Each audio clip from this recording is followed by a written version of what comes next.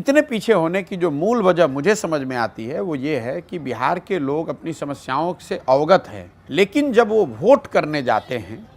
तो बिहार में जो वोट पिछले 30 साल से हो रहा है वो सिर्फ 4 ही मुद्दे पर हो रहा है।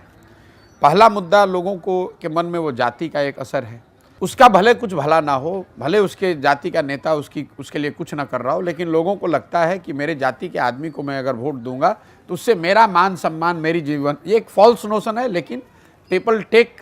Pride in that thing. तो एक जाति बहुत बड़ा फैक्टर है। दूसरा बड़ा फैक्टर यहाँ ये है कि जो लोग जातियों से बचे हुए हैं, तो चूंकि अशिक्षा बहुत है, गरीबी बहुत है,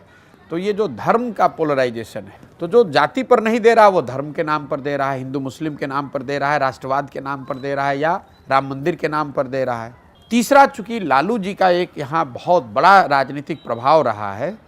तो समाज का एक बड़ा वर्ग है, लालू जी का जो फिनोमेना है वो सिर्फ राजनीतिक फिनोमेना नहीं है, वो बहुत बड़ा सोशल फिनोमेना भी है। तो वो सत्ता में रहें या न रहें, समाज का एक बड़ा वर्ग है जिसने उस जंगल राज को देखा है, 15 साल झेला है, उसको लगता है कि चाहे गरीबी रहे, रोड न बन पाया, कोई बात नहीं, बच्चे की पढ़ाई ठीक नहीं है, बाहर भेज के पढ़ा लेंगे, वो जंगल राज वापस नहीं लौटना चाहिए। तो एक बड़ा तबका ऐसा है जो लालू जी के डर से भाजपा को वोट करता है। और चौथा, जो हमारे मुसलमान लोग हैं, जिनकी दशा बिहार में दलितों के बाद सबसे ज़्यादा खराब है। ये जो 4 चीज़ों को जब तक हम लोग तोड़ेंगे नहीं, इससे निकलने का रास्ता लोगों को नहीं दिखेगा, तब तक लोगों को की सारी समझ और सारी समस्याओं की जानकारी होने के बाद भी लोग जाकर वोट इन्हीं 4 मुद्दों पर कर देते हैं।